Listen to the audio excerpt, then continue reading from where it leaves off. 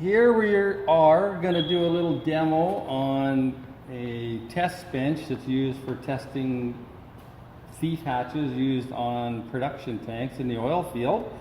We have a surge tank down below with fittings so we can apply pressure to the cavity here and also put flow through the flow meter here and read the actual pressure here digitally. And we can actually tell what this unit is set at, what it has for leak rate and blow off rate, and verify everything with this simple test procedure here.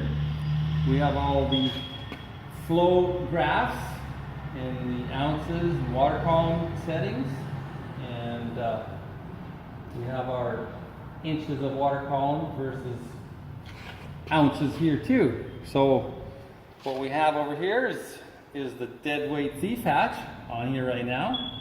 We have it pressured up right now at 11.86 inches of water column, which equals close to 7 ounces. And right now the pallet is floating. It is a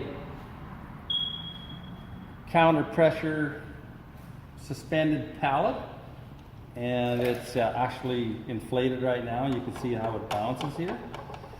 And to actually decrease the pressure, we just hear a little pop there and it releases the pressure. And now we're going to go back down and just let it seal. We'll bring it back up to pressure quickly with the valve. As we bring it up to pressure, I'm going to show you that again. I'm going to decrease the pressure, and if you focus on here, I'm going to apply the pressure and watch the valve lift. And it's lifting because the diaphragm is inflating and actually lifting the valve and the weight, so the complete weight or the complete seal is from the diaphragm to the seat. So there it goes. So I just back it off a little bit so we know where our setting is. Now we have the flow meter going here. It'll all stabilize here in a moment. And we have the meter set at 5, which equals 0.03 standard cubic feet of hour of gas being added here to maintain all the pressures. So it's very little gas flow and very little leak rate, the best on the market. There is no other valve that actually will perform like this one. And actually I will shut the makeup air right off, and if you watch the meter, it'll stay right around the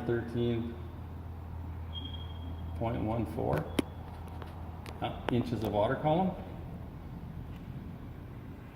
So we're just maintaining pressure there. As you decrease in pressure, then it'll completely seal. But the closer you get to the set point, you do have a tiny little bit of a leak rate because your differential pressures in there are so minimal that the porosity in the diaphragm material will actually sleep a tiny bit. So we'll put the purge rate back on. We're at 5, which is more than what we need. You'll see the dial indicator here.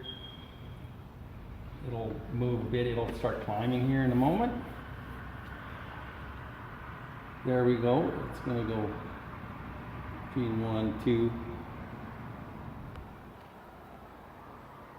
There we go. We see a little bit of climb in the setting. So that's only at 0.03 of a standard cubic feet per hour, and we're going to maintain a pretty good setting there. So that's it.